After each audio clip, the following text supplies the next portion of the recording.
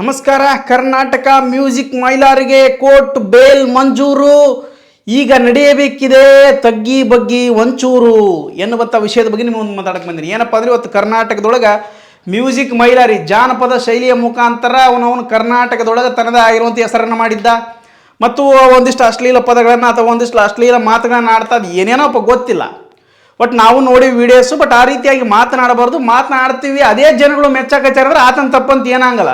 ಎಲ್ಲಿವರೆಗೂ ಮೋಸ ಮಾಡೋರು ಇರ್ತಾರೆ, ಮೋಸ ಹೋಗೋರು ಇರ್ತಾರೆ, ಅಲ್ಲಿವರೆಗೂ ಮೋಸ ಮಾಡೋರು ಇರ್ತಾರಂತ. ಸೊ ಹಂಗಾಗಿ ಆತ ಮಾಡಿದ್ದು ಕೂಡ ಅದೇ ಅನ್ಬೋದು. ಬಟ್ ನಾನು ಇದು ಏನು ವಿಷಯಪ್ಪ ಅಂತಂದ್ರೆ, ಏನು ಆತ ಜಾಮೀನು ಸಿಕ್ಕಿಬಿಡದಂದ ತಕ್ಷಣಕ್ಕೆ ಏನು ಬಾಣ ಹೊಡೆಯೋದೇನು, ಪಟಾಕಿ ಹೊಡೆದು ಅದನ್ನು ಸ್ವಾಗತ ಮಾಡೋದೇನು, ಆತ ಮಾತಾಡೋದಲ್ಲ ಭಾಷಣ ಹೊಡೆಯೋದೇನು, ಏನು ಮಾಡಾಕತ್ತೀರಿ ನೀವು ಅಂತ ನನಗೆ ಅಂದು ಅರ್ಥ ಆಗೋಲ್ತು. ಈ ಸಮಾಜದೊಳಗೆ ಏನು ಮಾಡಾಕತ್ತೀರಿ, ಎದಕ್ಕೆ ಏನೇನು ಮಾತಾಡ್ಬೇಕನ್ನೋದೇ ಅರ್ಥ ಇಲ್ದಂಗೆ ಮಾಡಾಕತ್ತಿ ಬಿಟ್ರಿ.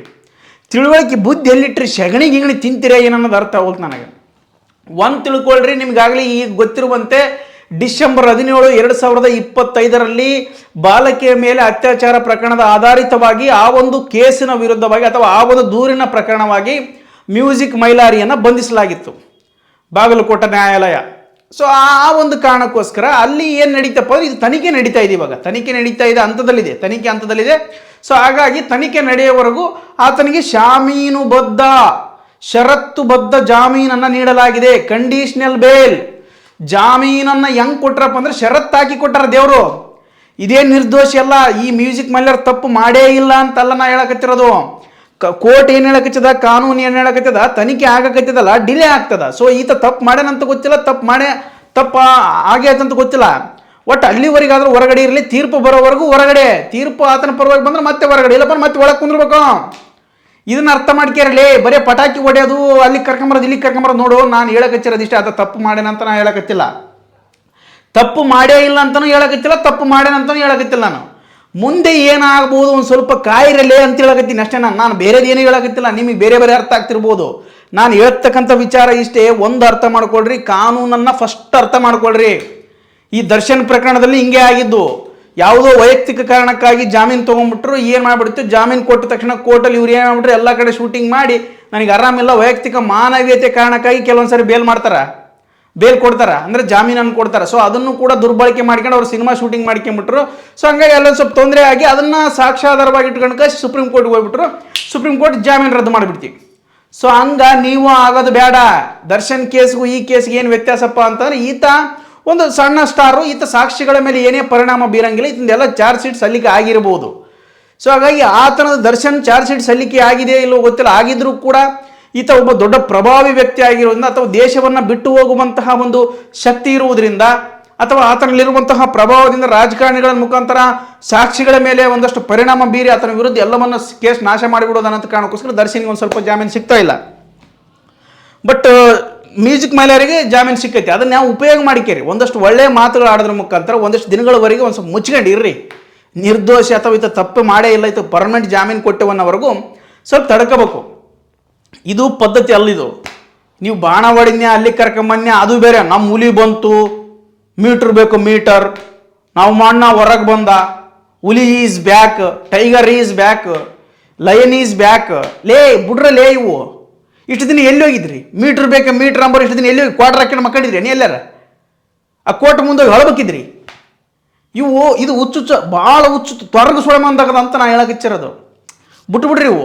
ಆತನಿಗೆ ಹೊರ್ತು ತರ್ತೀರಿ ನೀವು. ನಿಮಗೆ ಅಭಿಮಾನ ಆದಲ್ಲ, ನಿಮ್ಮ ಒಣ ತಿಂಡಿಗೆ ನೀವು ಹೊರಸ್ತೀರಿ. ಹೊರ್ತು ಬಿಡೋದು ಆತಗ ನಿಮಗಲ್ಲ, ಅದನ್ನ ತಿಳ್ಕರಿ. ಒಣ ತಿಂಡಿದ್ದಾಗದ ಬ್ಯಾಡ ಅಂತ ಹೇಳಕಚ್ಚಿನಿ ಅಷ್ಟೇ. ನಾನು ನಿಮಗೇನು ತಪ್ಪು ಮಾಡೇ ಇಲ್ಲ, ತಪ್ಪು ಮಾಡೇನ ಅಂತ ಹೇಳಕಚ್ಚಿಲ್ಲ. ನೀವು ಒಣ ತಿಂಡಿದ್ದಾಗದ ಬೇಡ, ಆತ ಹೊಡ್ತು ಬಿಡ್ತೈತಿ. ಈ ದರ್ಶನ್ ಅಭಿಮಾನಿಗಳು ಮಾಡಿರುವಂತಹ ಕೆಲವೊಂದು ಪೋಸ್ಟ್ಗಳ ಮುಖಾಂತರವೇ ಇವತ್ತು ದರ್ಶನ್ ಅವರು ಮತ್ತೊಂದು ಸಾರಿ ಜೈಲಿಗೆ ಹೋಗ್ಬೇಕಾಯ್ತು. ನಮ್ಮ ಅಣ್ಣ ಹಂಗ, ನಮ್ಮ ಬಾಸಿಂಗ, ನಿಮ್ಮ ಬಾಸಿಂಗ ಅಂತ ಒಣ ತಿಂಡಿ ತೋಡಿಕೆ ಹಿಂಗೆ ಆಗಿಬಿಡ್ತದು. ಸೊ ನಾನು ಹೇಳಕಚ್ಚಿರೋದು ಕೂಡ ಇಷ್ಟೇ. ಕೆಲವೊಂದು ಮಾತುಗಳಲ್ಲಿ ಏನಿರ್ತದಪ್ಪ ಅಂದ್ರೆ ಸ್ವಲ್ಪ ವ್ಯತ್ಯಾಸ ಕಾಣಬೇಕಾಗ್ತದೆ. ನಾವು ಒಂದು ಸ್ವಲ್ಪ ಹಳ್ಳಿ ಭಾಷೆ ಆಗಿರೋದ್ರೆ ಹಂಗೆ ಮಾತಾಡಿಬಿಡ್ತೀವಿ, ಏನು ಮಾಡೋಕ್ಕೆ ಬರಂಗಿಲ್ಲ.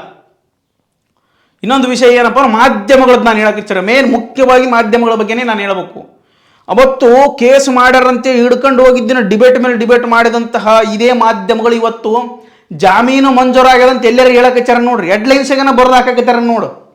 ಹೆಸರು ಕೆಡಿಸ್ಬೇಕಂದ್ರೆ ಮಾಧ್ಯಮಗಳು ನೀವು ಒಯ್ದಿರ ಬಾಬಾ ಇಷ್ಟು ಲುಚ್ಛಾದಗದವನ್ನು ಮಾಡ್ತೀರಪ್ಪ. ನಿಮ್ಮ ಲುಚ್ಛಾದಗದ ಮಾಡಕ್ಕಂತಾನೆ ಕೆಲಸ ಕೊಟ್ಬಿಟ್ರೆ ಅನಿಸ್ಬಿಡ್ತದೆ ನನಗೆ. ನಿಜವಾಗಲ್ಲ ಅದು ಜಾಮೀನು ಮಂಜೂರಾಗಿದ್ರೆ ಸ್ವಲ್ಪ ತೋರಿಸ್ರಿ. ಯಾಕೆ ಜಾಮೀನು ಕೊಟ್ಟರು, ಯಾವ ರೀತಿ ಜಾಮೀನು ಕೊಟ್ಟರು, ಅದು ತಪ್ಪೇ ಮಾಡಿಲ್ಲಪ್ಪ ಅಂದ್ರೆ ಜಾಮೀನು ಹೆಂಗೆ ಕೊಡ್ತಿದ್ರು ತೋರಿಸೋದಲ್ಲ. ಅದನ್ನು ಪಟ್ಟ ಕೆಟ್ಟದನ್ನು ತೋರಿಸಿ ಅವನು ಹಾಳು ಮಾಡಿ ಹತ್ತಿ ಬಿತ್ತುಬಿಡೋದು. ಅವನ್ನ ಇಡೀ ಜೀವಮಾನ ಒಬ್ಬ ದೊಡ್ಡ ಘಾತುಕ ಅನ್ನೋ ರೀತಿ ತೋರಿಸಿಬಿಡೋದು. ದರ್ಶನ್ರವ್ರದ್ದಾಗಿರ್ಬೋದು, ಮ್ಯೂಸಿಕ್ ಮೈಲಾರದಾಗಿರ್ಬೋದು. ಏನು ತೋರಿಸಿದ್ರು ಮರ ಎಲ್ಲ ಕಡೆಗೆ ತೋರಿಸಿಬಿಟ್ರು. ದೊಡ್ಡ ದೊಡ್ಡ ಹೋರಾಟಗಳು ಅಬಾಬಾಬಾಬಾಬಾ ನೋಡ್ಬೇಕು ಇವರು. ಈ ಕಡೆ ಜಾನಪದ ಶೈಲಿಯವರು ಅವ್ರು ಯಾರೋ ಇನ್ನೊಬ್ರು ಹೋರಾಟ ಮಾಡಿದ್ರು, ಈ ಕಡೆ ಉಳಿಕೆದವ್ರು ರಾಜಕಾರಣಿಗಳು ಏನೇನೇನೋ ಮಾಡಿಬಿಟ್ರು ದರ್ಶನ್ ಕೇಸ್ನೊಳಗೆ. ಹಂಗಾಗಿ ಯಾವುದೇ ಕೇಸನ್ನು ತೋರಿಸ್ರೆ ನಿಮಗೆ ಮಾಧ್ಯಮಗಳಿಗೆ ನಾವು ತೋರ್ಸೋಕೆ ಬೇಡ ಅಂದಿಲ್ಲ. ತಪ್ಪು ಸರಿ ಎರಡನ್ನ ತೋರಿಸ್ರಿ. ಈಗ ತಪ್ಪು ಮಾಡ್ಯಾನಂತ ತೋರಿಸಿದ್ರಲ್ಲ, ಈಗ ಸರಿ ಆಗೈತೆ ಜಾಮೀನು ಸಿಕ್ಕತ್ತಂತ ತೋರ್ಸಕಚ್ಚಿರ ಇಲ್ಲ, ಅದನ್ನು ಬಿಟ್ಬಿಟ್ರಿ ಕೈ. ದಯವಿಟ್ಟು ಮಾಧ್ಯಮಗಳಿಗಿರುವಂತಹ ಮಾನವೀಯತೆ ಭಾವನೆಗಳನ್ನು ಉಳಿಸ್ಕೊಂಡು ಹೋಗ್ಬೇಕಾಗಿದೆ ನಾವು. ಇದು ಸಮಾಜಕ್ಕೆ ಈ ರೀತಿ ಹೊರಟು ಬಿಟ್ರೆ ಭಾಳ ಕಂಟಕ ಬಂದುಬಿಡ್ತದೆ. ಬರೇ ತಪ್ಪುಗಳನ್ನು ಮಾತ್ರ ತೋರಿಸುವಂಥದ್ದು, ಬರೇ ರಾಜಕಾರಣಿಗಳನ್ನು ತೋರಿಸುವಂಥದ್ದು ಏನು ಮಾಡ್ಲಿಕ್ಕೆ ಹೊಂಟ್ರಿ? ಬರೀ ಸಿನಿಮಾದವ್ರನ್ನ ತೋರಿಸ್ತಿರಲಿಲ್ಲ, ರಾಜಕಾರಣಿಗಳನ್ನು ತೋರಿಸ್ತೀರಿ. ಮತ್ತು ನಾವು ಹುಟ್ಟುವಂಥ ಮಕ್ಕಳು, ಬೆಳೆಯುವಂಥ ಮಕ್ಕಳು ಏನು ಆಗ್ಬೇಕಾದ್ರೆ ಒಂದು ಸಿನಿಮಾ ನಟ ಆಗ್ಬೇಕು, ಒಂದು ರಾಜಕಾರಣಿ ಆಗ್ಬೇಕು, ಎಡ ತಲೆ ಹೋಗ್ಕೊಂಡ್ಬಿಡ್ತದೆ. ಸಮಾಜ ಸೇವೆ ಮಾಡುವಂಥವ್ರನ್ನು ಸ್ವಲ್ಪ ತೋರಿಸ್ರಿ, ಒಳ್ಳೇದು ಮಾಡುವಂಥ ಒಬ್ಬ ವ್ಯಕ್ತಿಗಳನ್ನು ಕರ್ಕೊಂಬಂದು ಡಿಬೇಟ್ ಮಾಡಿರಿ. ಹಾಗಾಗಿ ಜನಗಳಿಗೇನು, ಮಕ್ಕಳಿಗೇನೋ ನಾವು ಒಳ್ಳೆಯವ್ರು ಆಗ್ಬೇಕಪ್ಪ, ನಮ್ಮನ್ನು ತೋರಿಸ್ತಾರಪ್ಪ, 4 ಜನ ಮೆಸ್ತಾರಪ್ಪ, ಖುಷಿ ಪಡ್ಬೇಕಪ್ಪ, ಖುಷಿ ಬರ್ತದಪ್ಪ ಅಂತೇಳಿ ಒಂದು ಸ್ವಲ್ಪ ವಿಚಾರ ಮಾಡ್ತಾವು. ಏನು ದೊಡ್ಡ ಮಟ್ಟಿಗೆ ತೋರಿಸ್ತೀರಿ ಅವನು ಬರೇ ಸುಡುಗಾಡ್ದಾಗದ. ಗಂಡನ ಬಿಟ್ಟು ಓದಕ್ಕೆ ಒಬ್ಬಕಿ, ಮಿಂಡನ್ ತಗೊಂಡು ಓದಕ್ಕೆ ಇನ್ನೊಬ್ಬಕಿ, ಅದನ್ನೇ ತೊಗೊಂಬಂದು ಡಿಬೇಟ್ ಮಾಡೋದು, ಅದನ್ನೇ ದೊಡ್ಡ ಮಟ್ಟಿಗೆ ಚರ್ಚೆ ಮಾಡಿ ಕ್ರೈಮ್ ಸ್ಟೋರಿ ಅಂತ ಹಾಕ್ಬಿಡೋದು. ಈಗ ತೋರಿಸ್ರಿ ದರ್ಶನ್ದು ಕೂಡ ಈಗ ಆಲ್ರೆಡಿ ಪೊಲೀಸರು ಎಡವಟ್ಟು ಮಾಡಿದ್ದಾರೆ ಅನ್ನೋದಕ್ಕೆ ದರ್ಶನ್ಗೆ ಸಿಹಿ ಸುದ್ದಿ ಕೊಡ್ಬೋದಾ ಅಂತಕ್ಕಂಥ ವಿಚಾರದ ಬಗ್ಗೆ ಒಂದಷ್ಟು ಡಿಬೇಟ್ ಮಾಡಿರಿ, ಅಥವಾ ಒಂದಷ್ಟು ಕಾರ್ಯಕ್ರಮ, ಒಂದು ಎಪಿಸೋಡ್ ಮಾಡಿಬಿಡ್ರಿ.